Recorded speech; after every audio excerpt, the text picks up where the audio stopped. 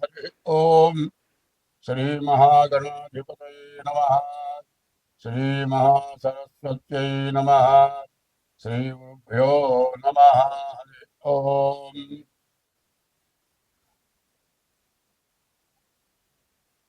వందే శంభుమమాపతిం సురగురుం వందే జగత్కారణం వందే పన్నగభూషణం మృగధరం వందే పశూనాం పతిం వందే శౌర్యశశాంకవక్నినయనం వందే ముకుందప్రియం వందే భక్తజనాశ్రయం చ వరదం వందే శివం శంకరం.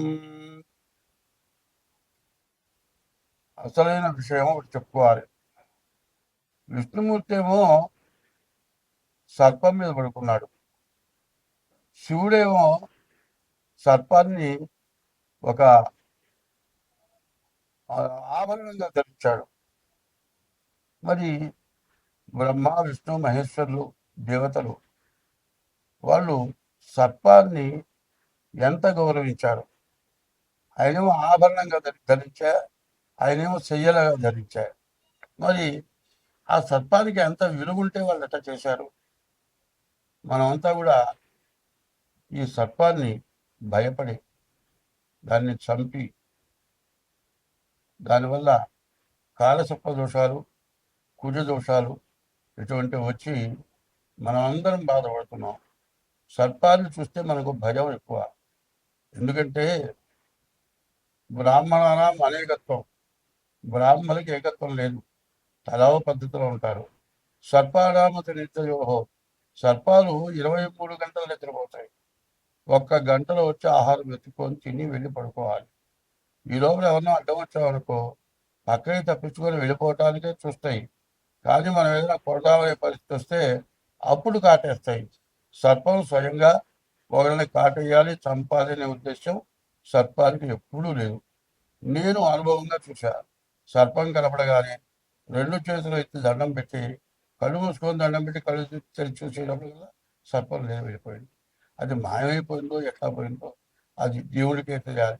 అంటే దాని దగ్గర మాయమైపోయే శక్తి కూడా ఉన్నదేమో అనుకుంటా. నాకు 2-3 సార్లు అట్లా జరిగింది.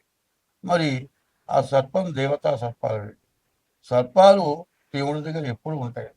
ఎవరైనా సరే పుణ్యం సంపాదించుకుంటే నీలో ఐక్యం చేసుకో, లేకపోతే నీ దగ్గరుండి నిన్ను పూజించేట్టుగా చేసుకో అని కోరుకుంటారు. అట్లాంటి దైవాన్ని దగ్గర ఉండేటువంటి కోరిక సర్పాలు కోరుకొని పూర్వపుణ్యం చేసుకోబట్టి అవి అట్లా ఉన్నాయి. ఎప్పుడు కూడా ధనం దగ్గర కూడా సర్పాలు ఉంటాయి. దేవుడికి ఒక ధనం పెట్టామనుకోండి, ఆ ధనం దగ్గర సర్పం ఉంటుంది. అట్లాగే ఎవరైనా డబ్బులు దాచిపెట్టారనుకోండి, ఒకప్పుడు బ్యాంకులు లేవు, దొంగలు వచ్చి దోచుకుపోయేవాళ్ళు, భూమిలో పాత పెట్టేవాళ్ళు. అటువంటి ధనం భూమిలో ఉన్న ధనం దగ్గర కూడా పాము ఉంటుంది. ఎవరైతే దాని అధికారులో దాన్ని తినేవాళ్ళో వాళ్ళు వచ్చి తీస్తే కానీ పక్కన తప్పుకోరు. ఇది నరసరావుపేటలో మా తాతగారి టైంలో జరిగింది. ఒక పెద్ద గంగాల నిండా బంగారపు కాసులు ఉన్నాయి. కాసులుంటే అప్పటికి 3 తరాలు అయిందిట. ఎవరు ఇక్కడ పోగానే బస్సును పాములు వేస్తుంది. దాన్ని వదిలిపెట్టి 3 తరాలు వాళ్ళు ఊరుకున్నారు. 4వ తరంలో చిన్నపిల్లాడు, వాడు పోయి అక్కడ పోయి డబ్బులు తీసుకుంటే పక్కకి తప్పుకుంటే వాడు జేబులో వేసుకొని పోయి స్కూల్లో చదువుకుంటూ బయట పిల్లలు కొనుక్కుంటారు, జీడీలు పప్పు చెక్క ఇట్లాంటివి అమ్ముతారే, వాళ్ళకి కాసులు ఇచ్చి కొనుక్కునేవాళ్ళు. వాళ్ళు ఆనందంగా కాసులు కాజేసేవాళ్ళు. ఓ రోజు వాడు చొక్కా అది ఉతుకుతుంటే ఒక కాసు బయట పడదుగా. అదే నీకు ఎక్కడి నుంచి వచ్చింది అంటే దాంట్లో నుంచి తీసుకున్నాను. అమ్మ పాము కలుస్తుందంటే కరవదు చూడు నేను తెస్తాను పోయి తెచ్చాడు. దాని జోలి రాదా. అప్పుడు వాళ్ళంతా ఆ బంగారం అంతా పంచుకున్నారు. అట్లాగే దైవం ఎంత గొప్పవాడో అట్లాగే సర్పం కూడా అంత విశేషమైన గొప్పది. ఎట్లా అంటే మనిషి చచ్చిపోకుండా, ప్రాణం పోకుండా ఎన్నాళ్ళు గుట్టగుట్టలాడుతూ మంచంలో ఉండిపోయి నోట్లో పోస్తే గుట్టకేస్తాడు. ఇది కూడా మంచంలో పోస్తూ ఉంటాడు. అటువంటి వాడికి పాము విషం పెడతారు మందుగా, అది పెడితే బతుకుతాడు. అట్లా చాలా జరుగుతున్నాయి.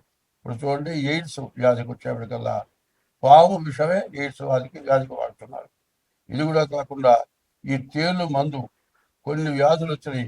ఏది కుష్ఠరోగం లాంటి వ్యాధులు, అటువంటి వాటికి తేలు మందు వాడుతున్నారు. కాబట్టి భగవంతుడు యొక్క నమ్మేవాడు ఎవడైనా సరే ప్రతి జీవరాశి దైవంగా నమ్ముతారు. ప్రతి జీవరాశిని కూడా దైవంగా నమ్ముతారు. కాబట్టి ఏ జీవరాశిని చంపకూడదు. మనం వదిలిపెడితే దాని అది వెళ్ళిపోతుంది. ఇంట్లోకి వచ్చిన పాము కూడా దాని వెళ్ళిపోయిన రోజు నాకు జరిగింది. మా ఇంట్లో మా అమ్మాయి గారింట్లో దాదాపు 2 బార్ల పాము కలిపేసారి వెళ్ళిపోయింది. దాన్ని కొట్టించాలంటే 5 నిమిషాలు పట్టదు. 10 మంది వస్తారు కొడతారు. ఒక ఆడ మనిషి ఉంది, అది ఒక్కటే పాము చంపుతుంది. మరి ఇవన్నీ కూడా అనుభవపూర్వకంగా చెబుతున్నాను. ఇది చెప్పింది ప్రతి రాశిలో కూడా వెయ్యాలి. ఎందుకంటే పాము జోలికి ఎవరు పోవద్దు. పాము జోలికి పోయినట్లయితే కాల సర్పయోగం కుజ దోషం, కాల సర్ప దోషం కుజ దోషం వస్తుంది. అందువల్ల పావుని చంపిన వాళ్ళందరికీ కూడా పెళ్లి కాకపోవటం, పెళ్ళైతే భార్యాభర్తలకు అనుకూలత లేకపోవటం, గర్భిణీలు పోవటము, పుట్టిన పిల్లలు ఏదో రకమైన అవయవం లోపము, లేకపోతే కళ్ళు కాళ్ళు ఏదో రకం తక్కువ ధనం, బాగా ఆరోగ్యంగా అంతా బాగున్నాడు అనుకోండి, వాడు పూర్తిగా చదవలేదు. అట్లా ఏదో రకమైన ఆ పావును చంపిన ఆ పాము శాపం తగిలి ఆ పాము వల్ల చాలామంది ఇబ్బంది పడుతున్నారు. కాబట్టి దీన్ని అందరికీ తెలియపరచాలి అనే ఉద్దేశంతో ముందుగా ఇది చెబుతూ ఉన్నాను. ఇది ప్రతి రాశికి కూడా జత చేయమని మరి కమిటీ మీ టీవీ వాళ్ళని కోరుతూ ఉన్నా. స్వస్తి. 2026 సంవత్సరం మే నెల 1వ రాశి మేషరాశి. 2066 సంవత్సరం మే నెల 1వ రాశి మేషరాశి ఫలితాలు చెప్పుకున్నాం. ఈ మేషరాశి ఎట్లా ఉంది అంటే, ఈ మేషరాశి పరిస్థితి చాలా దారుణంగా ఉంది. ఎంతో బాగా సంపాదించింది మొత్తం ఈ మేషరాశి వారికి ఈ సంవత్సరంలో మొత్తం దండగ్గా పోయే పరిస్థితి ఉంది. నువ్వు లక్షలు సంపాదించు, కోట్లు సంపాదించు, అనవసరమైన ఖర్చులు ఏవోటి అయిపోయి డబ్బులు పూర్తిగా అయిపోయి ఇక రేపటికి మనం బతకడం ఎట్లా అనిపించే పరిస్థితి వస్తుంది. ఎందుకంటే ఈ మేషరాశికి ద్వాదశంలో శని, ఏలినాటి శని అంటారు. ఈ శని మరి 25 మార్చి 30 నుంచి ఏలినాటి శని ప్రారంభమైంది. ఇప్పుడు ఏప్రిల్ వచ్చింది, సంవత్సరం అయిపోయింది. ఇక 6 సంవత్సరాలు 6 మాసాలు మేషరాశికి శని పూర్తిగా బాగున్నాడు. కాబట్టి ఈ రాశి వాళ్ళు చెప్పింది బాగా విని జాగ్రత్త పడాలి. తర్వాత మేషరాశిలో కుజుడు కూడా ఉన్నాడు. శని ఎంత ఇబ్బంది పెడతాడో మరి కుజుడు కూడా అంతే ఇబ్బంది పెడతాడు.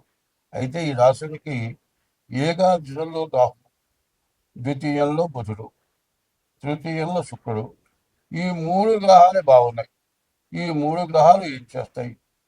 రాహు ఎట్లాంటి వాడంటే ఒక మనిషి సంతకం పెట్టడం చేత కాదు, వాళ్ళ దగ్గర కొన్ని కోట్లు వస్తాయి, వాళ్ళు గబగబా లెక్క పెట్టేస్తాడు, పేరుతో గుర్తు పెట్టేస్తాడు, కానీ లెక్క పెట్టడం చేత కాదు. మిషన్ మీద ఏం చేసి గబగబా లెక్క వేసి ఇన్ని కోట్లు ఇన్ని లక్షలు అంటాడు. ప్రతివాడు వాళ్ళ దగ్గర దాచి పెడతాడు. వాడు వడ్డీలో సంపాదిస్తాడు, వాడు బాగా సంపాదిస్తాడు. వాళ్ళని చూసి ఏమీ తెలియని వాళ్ళని ఏమంటారంటే, అరే వాడు రాహు అట్లా ఉందిరా, వాడు రాహు అట్లా ఉందంటే రాహు ఏమిటో అట్లా ఉంటాయి. ఏంటంటే ఎందుకు పనికిరాని వాడు, ఏ పని చేయలేని వాడు, ఎవరితో మాట్లాడటం చేతగాని వాడు ఆ విధంగా సంపాదిస్తాడు. అట్లాగే ఈ రాశి వాడికి రాహు బాగున్నాడు, బాగా డబ్బు వచ్చే అవకాశం ఉంది. బుధుడు బాగున్నాడు, వ్యాపారం బాగా సాగుతుంది. శుక్రుడు బాగున్నాడు, వివాహం అయ్యి ఉంటే భార్య వచ్చి ఉంటే ఆ భార్య ఈ సంవత్సరంలో వచ్చి ఉంటే విపరీతంగా ఆదాయం వస్తుంది. భార్య వచ్చిన తర్వాత ఇల్లు కట్టుకుంటానికి కూడా అవకాశం ఉంది.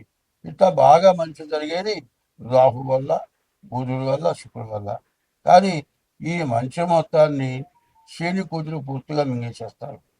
ఇది మీరు అర్థం చేసుకొని, ఇది గోచారం అంటారు. ఈ గోచారం 25 వంతులే జరుగుతుంది. 75 వంతులు పుట్టిన జన్మ లగ్నాన్ని బట్టి జరుగుతుంది. పుట్టిన తారీఖు, సంవత్సరం, నెల, దాని మీద జాతకం 75 వంతులు జరుగుతుంది. ఇది 25 వంతులే. అది కూడా చూసుకొని మీరు జాగ్రత్త పడి మీ డేట్ ఆఫ్ బర్త్ ద్వారా మీ జాతకం చూపించుకోండి. అది కూడా లేదా హస్త సంబంధిత ద్వారా సరే జాతకం చూపించుకోండి. 2 రకాలుగా కూడా మేము జాతకాలు చూస్తాము. అట్లా అవసరమైతే మాకు వాట్సాప్ ద్వారా హస్తాలు ఫోటో పెట్టి డేట్ ఆఫ్ బర్త్ పెట్టి తగిన ఫీజు చెల్లించి మీరు జాతకం చెప్పించుకోవడం చాలా మంచిది. స్వస్తి.